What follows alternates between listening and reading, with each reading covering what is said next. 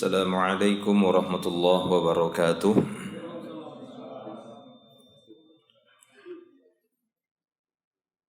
Innal hamdalillah nahmaduhu wa nasta'inuhu wa nastaghfiruh wa na'udzu billahi min shururi anfusina wa sayyiati a'malina man yahdihillahu fala mudhillalah wa man yudlil fala hadiyalah. Ashhadu an la ilaha illallah wahdahu la syarika lah wa ashhadu anna Muhammadan abduhu wa rasuluh. Allahumma salli wa sallim ala Rasulillah nabiyina Muhammadin sallallahu alaihi wasallam wa ala alihi wa ashabihi wa man tabi'ahum bi ihsanin ila yaumiddin. Amma ba'd. Ma'asyiral muslimin, ikhwani fid din rahimani Allah wa iyyakum ajma'in. Alhamdulillah, kita bersyukur kepada Allah Subhanahu wa taala atas segala nikmatnya. Malam hari ini kita akan lanjutkan kembali pembahasan kita di Arba'una Sababan li Takfiri Dzunub, ataupun amalan-amalan yang dapat melebur dosa. Dan nanti kita akan membahas 40 hadis berkenaan dengan itu. Namun di sini kita masih melanjutkan di buku ini secara tersendiri. Penulis menyampaikan ada 10 ataupun 11 dari amalan-amalan yang dapat menggugurkan hukuman atas kemaksiatan. Kita masuk di poin yang ke-8. Kata penulis di sini, as-sababus tsamin afu arhamir rahimin min ghairi syafa'atin.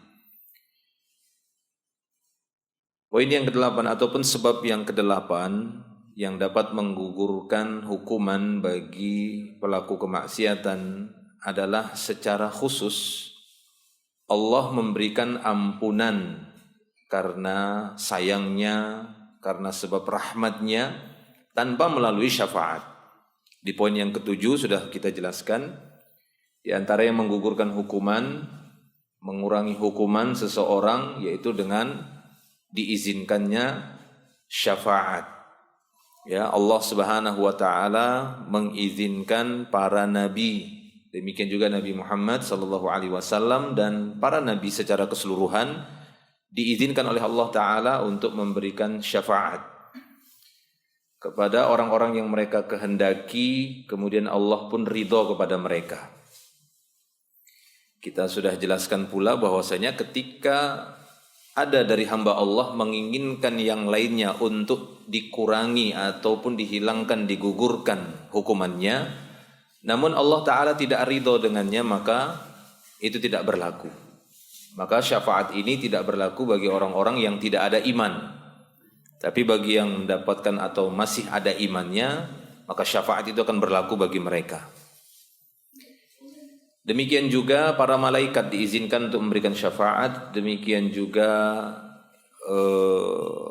secara umum orang-orang beriman, Allah Subhanahu wa taala memberikan izin bagi mereka untuk memberikan syafaat bagi orang-orang yang mereka kenal. Seperti yang disebutkan di dalam riwayat Bukhari dan yang lainnya, ketika sebagian orang-orang beriman telah masuk ke surga terlebih dahulu dari ikhwannya, dari saudara-saudaranya yang lain. Lalu mereka berkata kepada Allah, Rabbana ikhwanuna, wahai Rabb kami, mana ikhwan-ikhwan kami? Kanu yusalluna ma'ana, dahulu semasa di dunia mereka sholat bersama kami. Wa yasumuna ma'ana, mereka pun puasa bersama kami. Wa fi riwayatin wa yahujjuna ma'ana, mereka berhaji bersama kami. Ya, dalam riwayat ini juga disebutkan wa ya'maluna ma'ana, mereka melakukan amal soleh semasa di dunia itu bersama kami. Ya, gotong royong sama kami waktu itu sama-sama, ta'awun sama, ya, buka puasa bersama. Mana mereka? Maka Allah Ta'ala mengatakan kepada orang-orang beriman ini, idhabu, pergilah. Maksudnya pergilah di situ, lihat ke neraka. Ya, fa akhriju man araftum minhum. Silahkan kalian keluarkan orang yang kalian kenal. Ya, dari mereka. Lalu pun mereka menunjuknya, ini. Nah, orang yang ditunjuk tersebut ketika Allah Ta'ala ridho kepada mereka dan masih ada iman, karena di sana disebutkan, keluarkanlah orang yang kalian kenal selama masih ada iman di dalam hatinya walaupun sebesar dinar. Maka mereka tunjuk orang-orang yang mereka kenal itu. Ini beruntungnya kenal dengan orang-orang baik. Ya, sampai di akhirat pun maka mereka akan memberikan syafaat, pertolongan, bantuan. Di dunia mereka senang bantu saudaranya, beri nasihat, menegur temannya, ya, menasihati temannya, walaupun kadang temannya itu marah sama dia, dia tetap sabar. Nah, itu dia, tawasi bis sabr, tawasi bil haq, tawasi bis sabr. Taib. Nah, itu sudah kita bahas yang poin yang ketujuh, bahwasanya syafaat orang yang Allah izinkan memberi syafaat pada hari kiamat. Ya, sampai nanti terakhir ketika tidak ada lagi nabi sudah selesai. Para malaikat sudah selesai. Orang-orang beriman sudah selesai. Tapi masih ada di neraka itu calon-calon penduduk surga. Yang dalam riwayat disebut mereka itu jahannamiyun. Mantan-mantan jahannam. Ya. Mereka disebut jahannamiyun, tubuh mereka sudah hitam legam. Ya, kemudian dikeluarkan. Maka pada waktu itu Allah Ta'ala pun berfirman. Allah Ta'ala berkata, baqiyat syafaati, kata Allah. Sekarang tersisa syafaatku, kata Allah. Maka Allah Ta'ala pun mengambil satu qabdah, yaqbidu qabdatan minan nar. Lalu Allah Ta'ala menggenggam dengan satu kali genggaman. Ya, Allah Subhanahu wa Ta'ala menggenggam dengan satu kali genggaman dari neraka. Ya, dengan sekali genggaman, lalu orang-orang yang masih ada iman tadi Allah Ta'ala keluarkan dengan satu genggaman tadi. Ini menunjukkan Allah Ta'ala punya qabdah, punya genggaman. Kemudian Allah Ta'ala masukkan dia ataupun orang-orang tersebut ke sebuah sungai yang dalam hadis disebutkan Nahrul Hayat. Dalam berita ini disebutkan Ma'ul Hayat. Sungai kehidupan ataupun air kehidupan yang letaknya tepat di depan pintu surga. Mereka dicelupkan di situ, yang awalnya sudah hitam legam, ya, tapi masih ada iman, walaupun seberat dzarrah, ya, kata Nabi SAW akan dikeluarkan oleh Allah Ta'ala, sehingga mereka pun akan bersih kembali seperti biji yang pecah kemudian muncul tunasnya. Pernah lihat ya, putih kan, putih seperti itu. Ada biji hitam, kemudian dia pecah, memunculkan tunas. Nah, mirip seperti itu kata Nabi. Ya, mereka hitam kemudian dicelupkan ke dalam Nahrul Hayat tadi, lalu mereka pun ya bersih kembali. Setelah itu Allah Ta'ala memasukkan mereka ke surga, tapi mereka ditempatkan di surga yang paling bawah. Ya, di derajat yang paling bawah. Yang kenikmatannya itu setara 10 kali dari kerajaan di dunia. Ya. Dalam riwayat disebutkan 7 kali, tapi sebutkan juga 10 kali dari kerajaan terbesar di dunia. Ini penduduk surga paling miskin. Penduduk surga paling kere. Ya, kenikmatan yang mereka rasakan itu 10 kali lipat dari kerajaan di dunia. Makanya Nabi pernah menyebutkan 2 rakaat sebelum subuh itu khairun minad dunya wa ma fiha. 2 rakaat sebelum subuh itu salat sunat aja, kata Nabi, itu sudah lebih baik, lebih mahal, lebih berharga dari dunia dan seisinya. Nah, itu para jemaah Allah Subhanahu wa taala. Kemudian kita masuk yang ke-8 tadi. Yang ke-8 kata beliau di sini adalah ampunan Allah Subhanahu wa taala tanpa melalui syafaat. Tadi udah selesai syafaat. Ya. Masalah syafaat sudah selesai. Nah, ada orang-orang yang memang diampuni oleh Allah Subhanahu wa taala. Nah, di sini penulis menyebutkan firman Allah Subhanahu wa taala dalam surat An-Nisa ayat 48. Ya, selama itu bukan dosa kesyirikan. Innallaha la yaghfiru ay yushraka bihi wa yaghfiru ma duna dzalika liman yasha. Wa yaghfiru ma duna. Duna itu menunjukkan ya di bawah kesyirikan. Yang satu level dengan kesyirikan ya tetap ya tidak diampuni oleh Allah Ta'ala, yang sering disebut dengan istilah kufur. Karena kufur itu ada kufur akbar, ada kufur asghar. Sebagaimana syirik itu ada syirik akbar dan syirik asghar. Nah, kufur akbar sama syirik akbar ini sama, kekal. Ya, kalau kufur asghar dengan syirik asghar tidak kekal, pelakunya di dalam neraka. Kufur kecil, ya penyebutannya juga kafir, akan tapi dia tidak keluar dari Islam, bukan murtad dan bukan juga orang yang kekal di neraka karena masih ada iman. Kekufurannya tersebut tidak menyebabkan dia keluar dari Islam dan tidak menyebabkan dia kekal di neraka. Sebagaimana Nabi SAW menyebutkan bahwasanya Nabi SAW bersabda, sababul muslim fusuq wa qitaluhu kufur. Mencaci maki seorang muslim itu kefasikan, tapi kalau sampai membunuhnya kafir, kata Nabi. Ya, tapi kafir yang beliau maksud bukan kafir akbar, bukan keluar dari Islam langsung murtad ketika ada muslim bunuh muslim. Kenapa? Kalau sekiranya hukumnya murtad, muslim bunuh muslim, nggak perlu diturunkan ayat kisos. Ya, sementara ketika kita baca ayat tentang kisos, ya ayyuhalladzina amanu kutiba alaikumul kisos fil qatla. Hai orang-orang beriman, diwajibkan bagi kalian tegak hukum kisos atas pembunuhan, kasus pembunuhan. Allah masih manggilnya dengan nama iman. Hai orang-orang beriman. Berarti membunuh sesama muslim masih ada iman, tapi iman yang lemah. Sehingga makna kufur di sana, kata Nabi SAW, membunuh muslim yang lain. Kufur, kata Nabi, kafir di sini adalah kufur asghar, bukan kufur akbar. Maka disitulah para ulama menjelaskan bahwasanya kata-kata kufur atau kafir itu bisa dua maknanya. Bisa akbar, keluar dari Islam, ataupun dia kekal di neraka. Bisa makna kufur adalah kufur kecil. Begitu juga kesyirikan. Nah, syirik kecil tadi ataupun dia kufur kecil tadi, ya, maka ini tidak menyebabkan dia kekal di neraka. Nah, di sini dalam ayat ini Allah Ta'ala mengatakan wa yaghfiru ma duna dzalik liman yasha. Allah akan mengampuni apa yang di bawah itu, yaitu berupa kemaksiatan-kemaksiatan yang bukan syirik akbar dan bukan juga kufur akbar. Di bawah itu jika Allah berkehendak, karena tadi disebutkan wa yaghfiru ma duna dzalik liman yasha, bagi siapa yang dikehendaki. Berarti apa? Tolak ukurnya adalah masyiatullah. Tolak ukurnya adalah kehendak Allah. Jika Allah menghendaki si fulan atau hambanya untuk diampuni dosa-dosanya, kemaksiatannya, nah itu terserah Allah. Ya, itu irodahnya. Tidak ada yang bisa intervensi ataupun menolak, ya, interupsi atas keputusan Allah. Interupsi Allah, saya enggak setuju. Ya siapa kamu enggak setuju? Ya, mana bisa mengatakan enggak setuju, kamu ampuni dia ya Allah. Ya enggak bisa.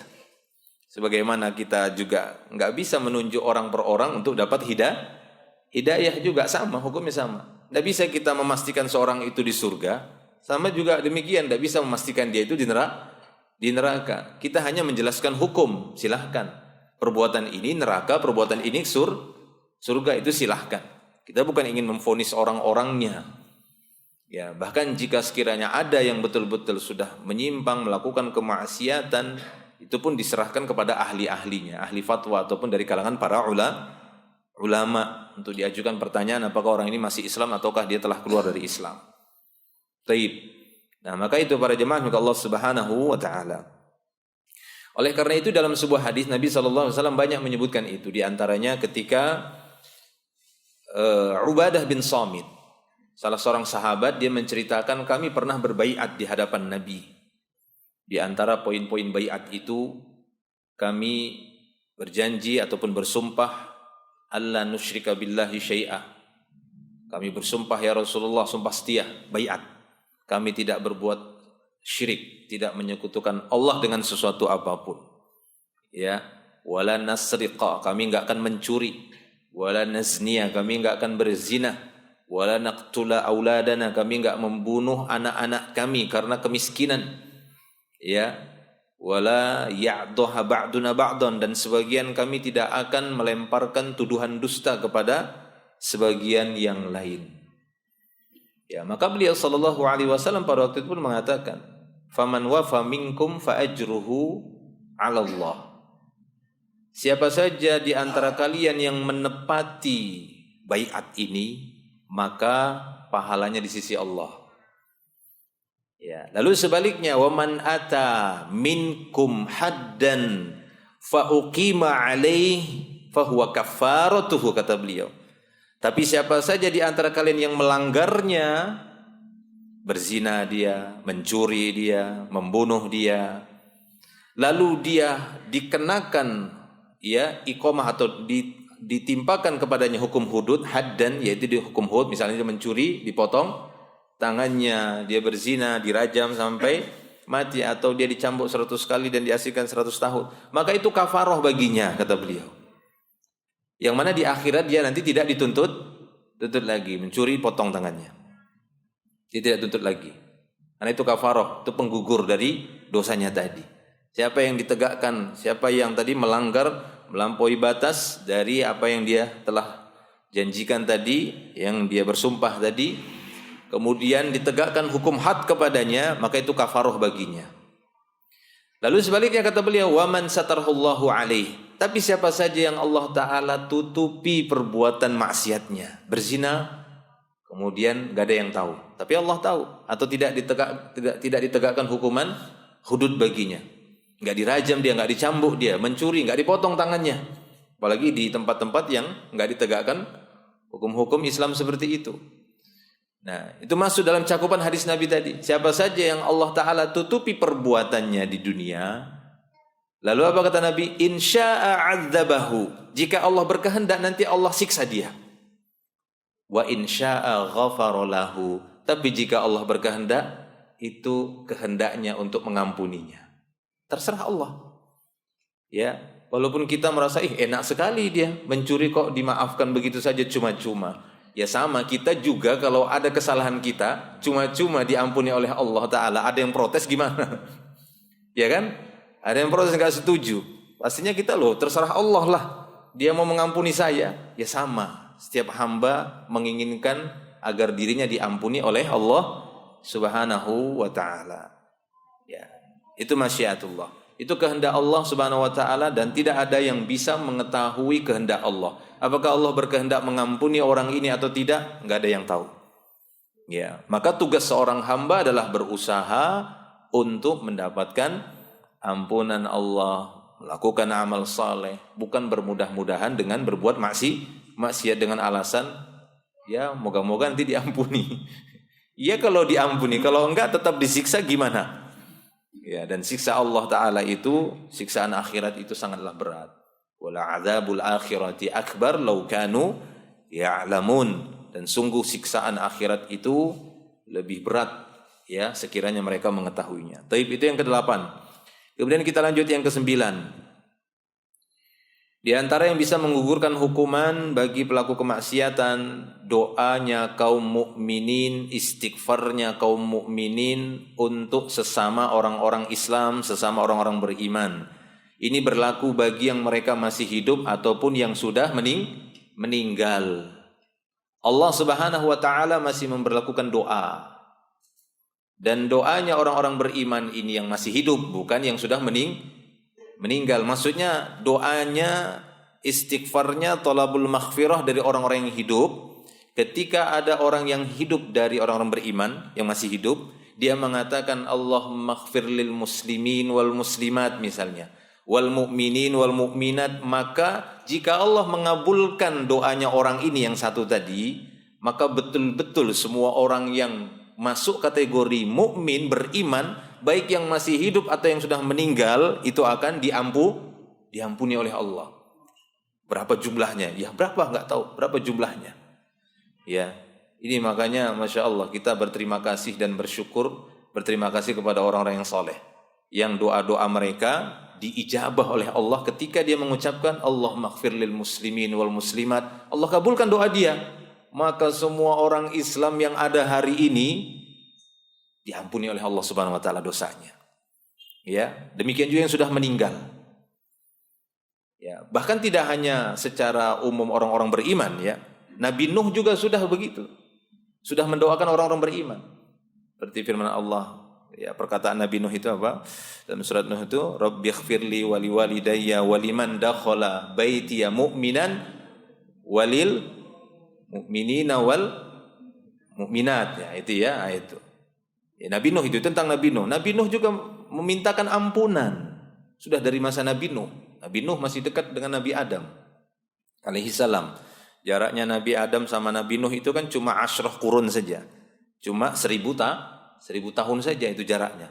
Enggak jauh lah kan begitu kan. Kita sama Nabi Muhammad SAW berapa? 1400, 14 abad, baru 1400 tahun. Ya, Nabi Adam dengan Nabi Nuh itu jaraknya cuma asyrah qurun, cuma 10 qurun. Satu qurun itu mi'ah sanah.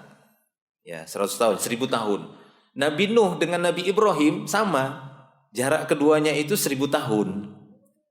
Ya, lalu dari Nabi Ibrahim banyak para nabi, ya kan? Dari Nabi Ibrahim ini, makanya dia dikatakan Abul Anbiya, bapaknya para nabi, karena bermuara kepada Ismail dan Ishak. Nah itu. Kemudian Nabi Muhammad SAW kepada kita jaraknya 1400-an tahun, 1444 lah kan kalau spesifiknya. Ya. Dan Nabi Muhammad SAW juga banyak dalil-dalilnya menyebutkan beliau memintakan ampunan untuk orang-orang beriman. Itu semuanya. Baik itu yang masih hidup ataupun yang telah wafat. Ya. Seperti firman Allah Ta'ala dalam surat Muhammad itu ya. Fa'alam annahu la ilaha illallah wastaghfir li dhanbika walil mu'minin wal mu'minat. Kata Allah Ta'ala, ketahuilah ya Muhammad, tidak ada ilah yang berhak diibadahi kecuali Allah, dan mintakanlah ampunan untuk dirimu dan juga untuk orang-orang beriman laki-laki dan perempuan. Ya, demikian. Jadi sejatinya kita untuk memperbanyak berdoa. Ya, demikian juga jangan lupakan dalam doa kita sisipkan orang-orang beriman dalam permintaan maghfirah kita. Mudah-mudahan Allah Ta'ala mengampuninya. Demikian juga untuk kedua orang tua itu pastinya. Ya. Bahkan dalam hadis ketika Nabi SAW diceritakan ketika beliau menguburkan jenazah. Saat selesai menguburkan jenazah, di antara kebiasaan Nabi setelah ditimbun, beliau akan mengarahkan orang-orang yang hadir ikut menguburkan. Sebelum meninggalkan saudaranya yang baru selesai dikuburkan, beliau akan menganjurkan untuk berdoa, istighfar, ya, istaghfiru li akhikum. Mintakan maghfirah untuk saudara kalian. Coba lihat. Berarti apa? Bermanfaat. Doa orang-orang yang masih hidup ini. Nah, yang salah itu kan minta doanya orang sudah meninggal. Udah meninggal tapi dimintai doa. Seperti saya waktu kecil ya, namanya waktu kecil dulu kan enggak tahu kan, disuruh sama orang tua mau ujian itu kan datang ke kuburan mama gitu. Kemudian pegang batu nisannya di kepala gitu ya. Panggil mamanya, "Mak, doai ya Mak ya biar lulus ujian," gitu ya. Ya enggak ada kan seperti tuntunannya, seperti itu tidak ada. Dari Nabi SAW kan tidak pernah ngajarkan sahabat begitu. Ya, enggak ada. Intinya yang ada adalah kita semasa kita masih hidup, perbanyaklah kita berdoa dan doakan saudara-saudara kita. Semoga nanti setelah kita mati pun banyak yang doakan kita. Nah itu. Kenapa? Al-jaza min jinsil amal. Balasan itu sesuai dengan jenis amal. Siapa saja semasa hidupnya banyak mendoakan orang-orang yang sudah meninggal dari kalangan mukminin keluarganya, ya Allah ampuni mereka, ampuni orang-orang beriman, ampuni orang-orang Islam. Baik yang masih hidup ataupun yang sudah meninggal. Saat seorang nanti meninggal juga dia akan dapat balasan yang sama. Dia pun akan banyak yang doakan. Alangkah gembiranya ketika seorang yang sudah berada di barzakh lalu terangkat derajatnya, terkurangi kesalahannya. Kalaupun dia mendapat nikmat, bertambah besar nikmatnya. Kalaupun dia mendapat siksa di barzakhnya, di alam kuburnya, berkurangnya siksaannya. Ya, karena dengan istighfar tadi. Ya, dengan istighfar ini akan menggugurkan hukuman dari pelaku kemaksiatan seperti yang pernah kita bahas juga. Taib. Ya, kemudian yang ke-10. Yang ke-10 apa yang diriwayatkan oleh Al-Bukhari bahwa Nabi SAW bersabda. Ya, ini sebuah hadis Nabi SAW menyebutkan peristiwa di sebuah tempat namanya Qintarah atau Qantarah, bisa dibaca qa atau qi ya, Qintarah atau Qantarah.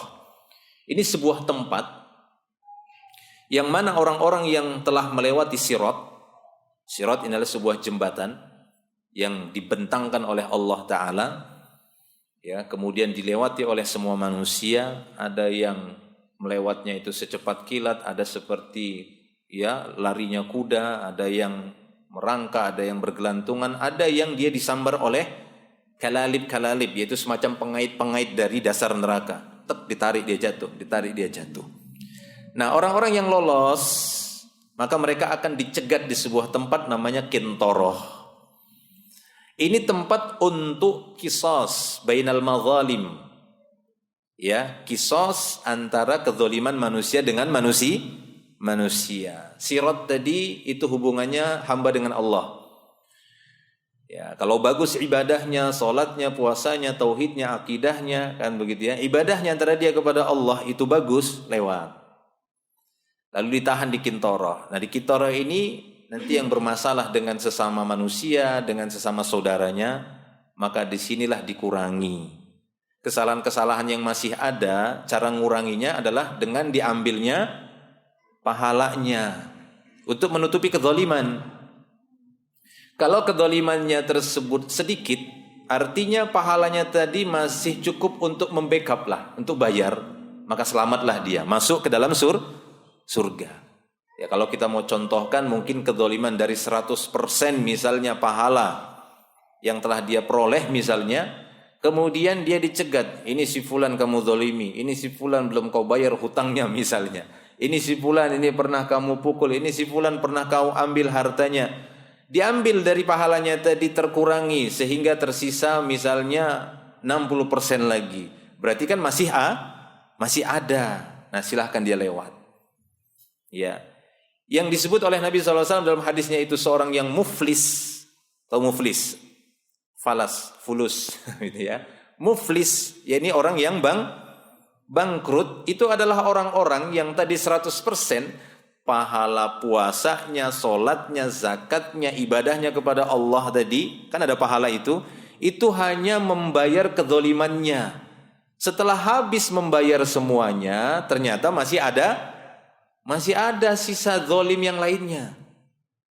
Ya, 10 yang dia zalimi misalnya, baru 5 saja di kisos, habis sudah 100%. 5 lagi belum ini. Sementara kuota sudah tidak ada, kas nggak ada lagi.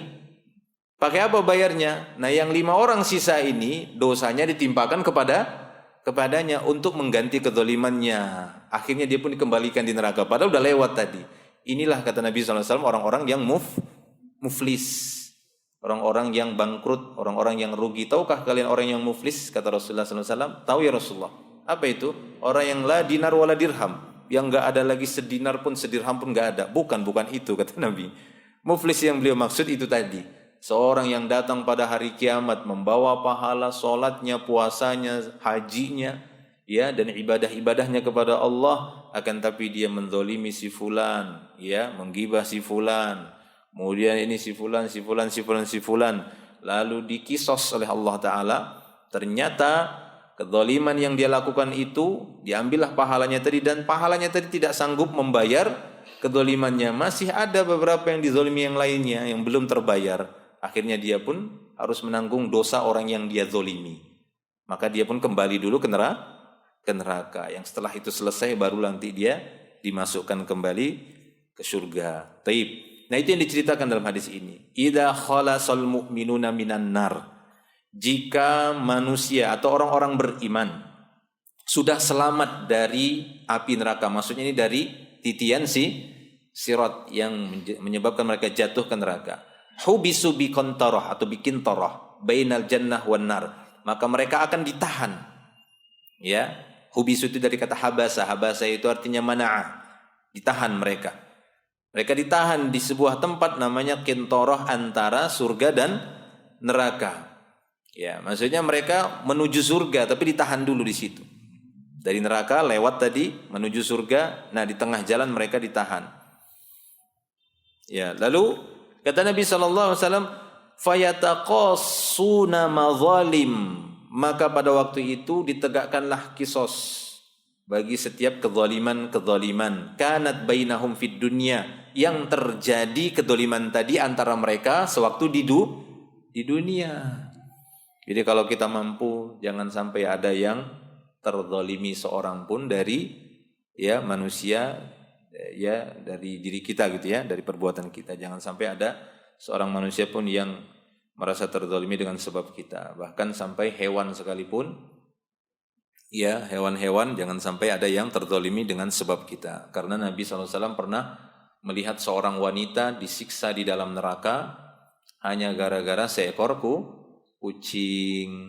Gara-gara seekor kucing yang dia siksa. Karena ini sudah masuk kategori siksa. Dia kurung, nggak mau dia lepaskan. Sekiranya dia mau lepaskan, maka kucing itu masih bisa memakan serangga-serangga.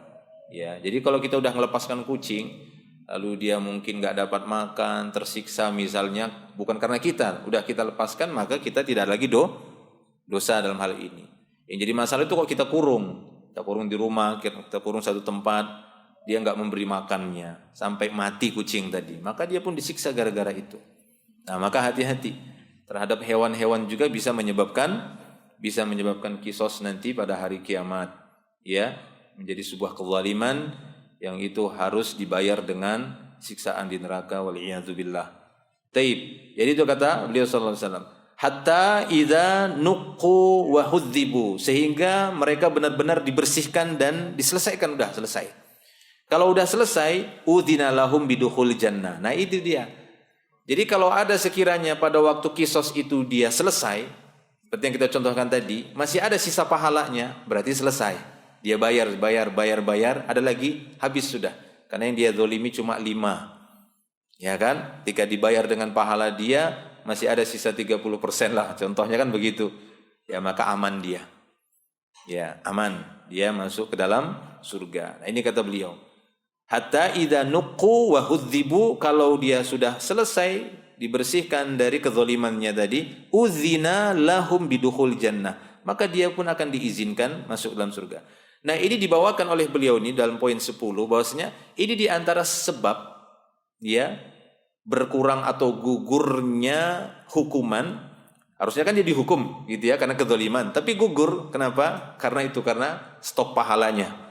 Karena kas pahala kebaikannya itu ternyata masih mampu membayar kezaliman. Ya, yang merugi tadi itu yang disebut Nabi Muflis tadi.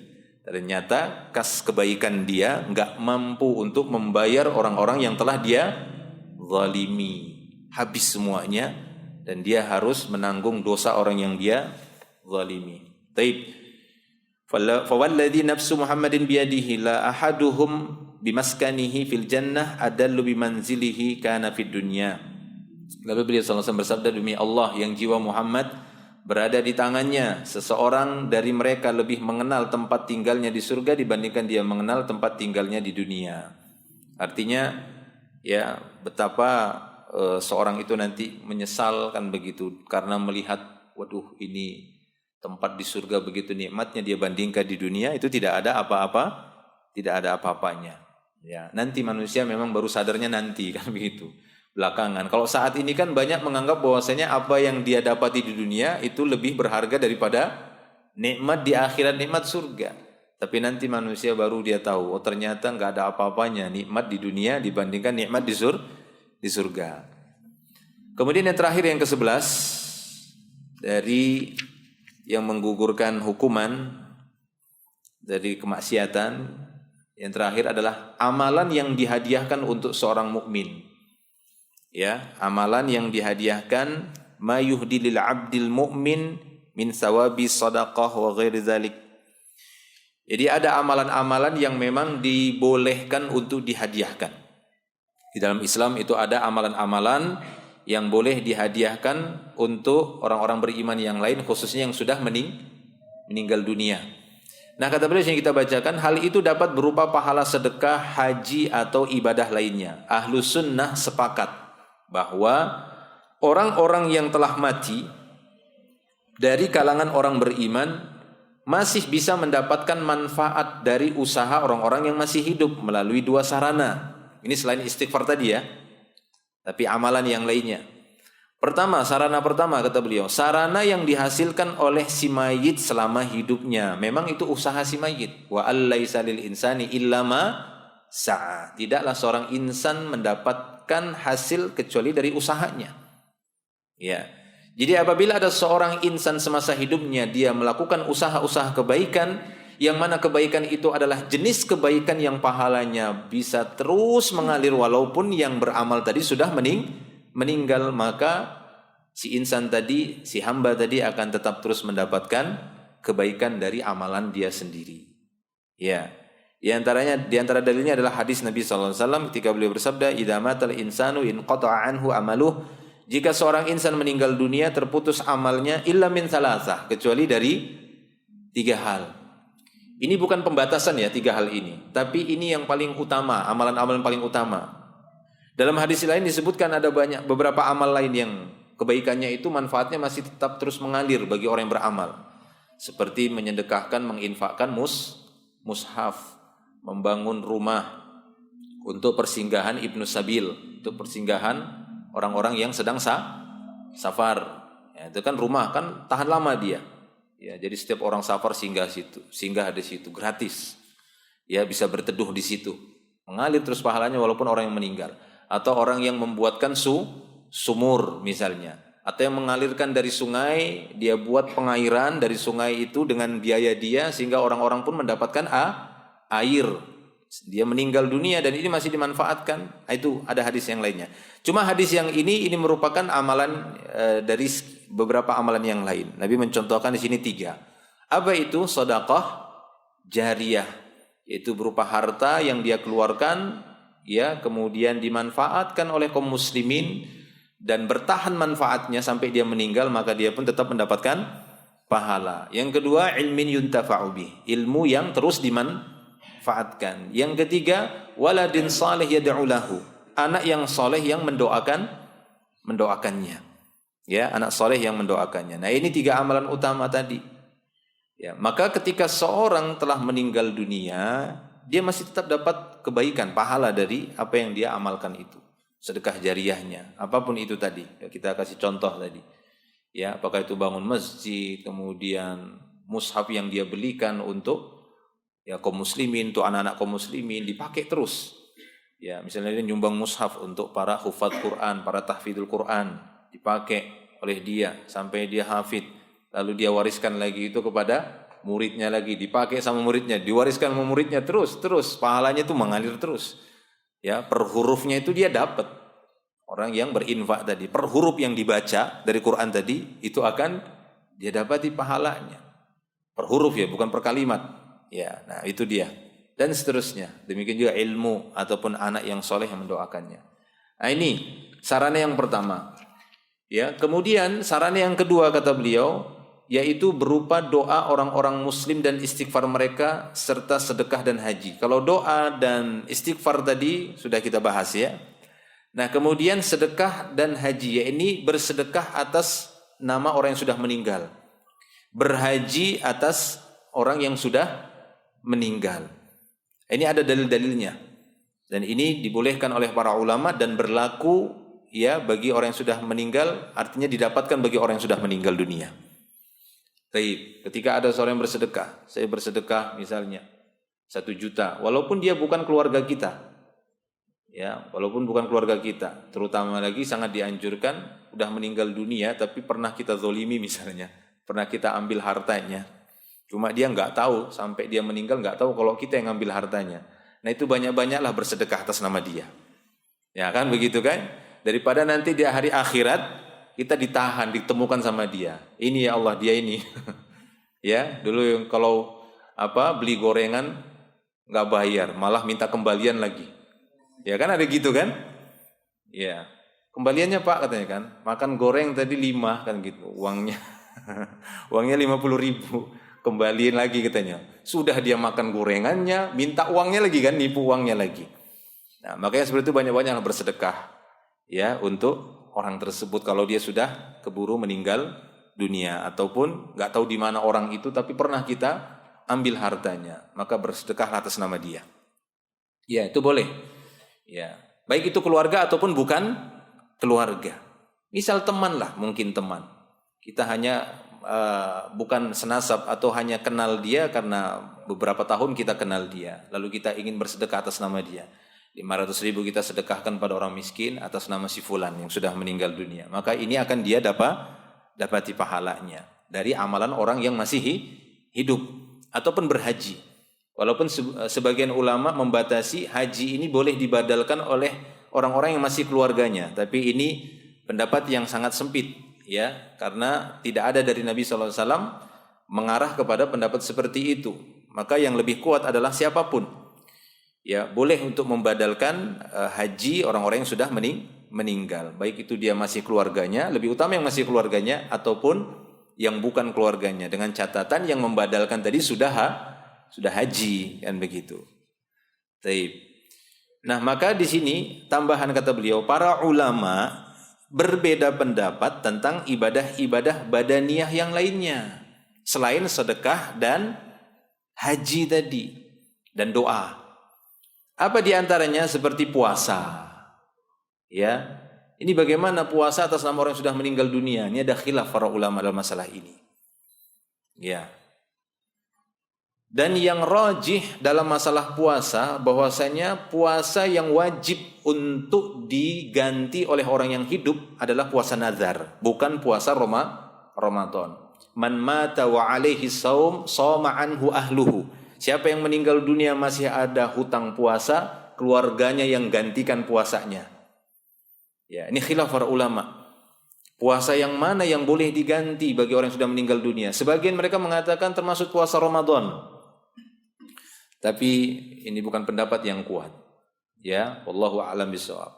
Tapi pendapat yang kuat adalah puasa nazar. Semisal ada keluarga kita, dia bernazar, kalau saya begini nanti saya puasa 7 hari, dan itu sudah terwujud, dia belum puasa dan meninggal dunia, keluarganya wajib mengganti puasa tadi. Bukan puasa Ramadan ataupun puasa-puasa sunnah, Allahu a'lam. Ya, ini ada khilaf para ulama dalam saya ini. Dalam masalah puasa, solat tapi atas si mayit. Ya, solat kemudian dikirim pahala solatnya itu untuk si mayit. Solat saya ini untuk si fulan yang udah meninggal dunia. Ya, ini khilaf para ulama. Atau membaca Al-Quran ataupun berzikir, baca Quran kemudian pahala baca Quran saya untuk si fulan yang udah meninggal dunia, untuk si fulana. Ini ada khilaf para ulama. Ya, kata beliau di sini, Imam Abu Hanifah, Imam Ahmad, ya, dan jumhur salaf berpendapat bahwa ibadah-ibadah badaniyah seperti ini sampai kepada si mayit.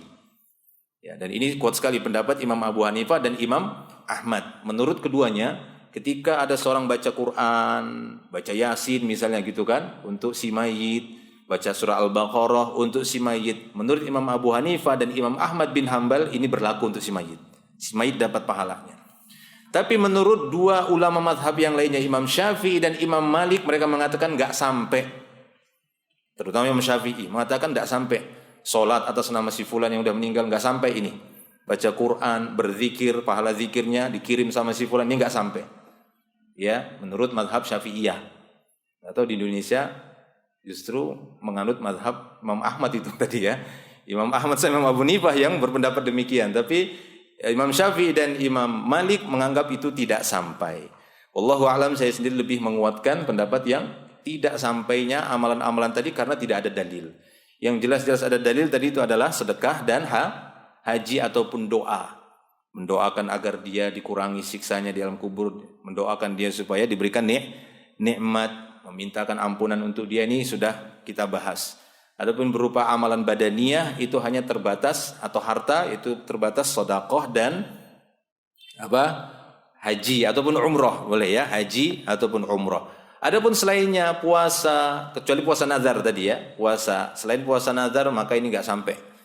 Ya, adapun puasa selain puasa nazar ataupun salat apapun enggak sampai, ataupun baca Al-Qur'an maka ini enggak sampai pahalanya kepada si mayit karena tidak ada dalil yang sangat kuat untuk mendukung pendapat ini. Wallahu a'lam bishawab. Taib. Cukup di sini kata beliau, insyaallah terkait kiat-kiat untuk melebur dosa-dosa, maka ada yang berbentuk amal-amal perbuatan yang dilakukan oleh seorang hamba atau perkataan-perkataan yang diucapkannya yang karena perkataan atau perbuatan itu Allah mengampuninya. Terkadang kiat ini disebutkan dalam bentuk kabar-kabar dari Nabi sallallahu alaihi wasallam tentang suatu amalan yang dilakukan umat-umat terdahulu, tujuannya agar kita juga meneladani mereka melakukan amal-amal tersebut dengan harapan Allah akan mengampuni kita sebagaimana Allah telah mengampuni mereka karena amal-amal tersebut. Berikut ini wahai saudaraku dan saudariku tercinta, kiat-kiat yang dapat melebur dosa. Aku menyuguhkannya kepada kalian seraya berharap kepada Allah Azza wa Jalla yang Maha benar agar mengampuni semua dosa-dosa kita dan menutupi seluruh aib-aib kita. Allahumma amin. Insyaallah di pertemuan berikutnya kita akan mulai di hadis yang pertama. Ya, di sini beliau menyertakan ada 40 hadis yang di situ disebutkan gugurnya dosa karena sebab-sebab amalan-amalan tertentu. Wallahu a'lam bishawab. Cukup ya? Insyaallah jelas. Nanti kita sambung lagi di pertemuan yang berikutnya dari 40 hadis nanti atau 40 amalan yang bisa melebur dosa akan kita mulai di pertemuan berikutnya. Demikian akhiru da'wana alhamdulillah subhanakallah bihamdik asyhadu an la ilaha illa ant astaghfiruka wa atubu ilaik. Assalamualaikum warahmatullahi wabarakatuh.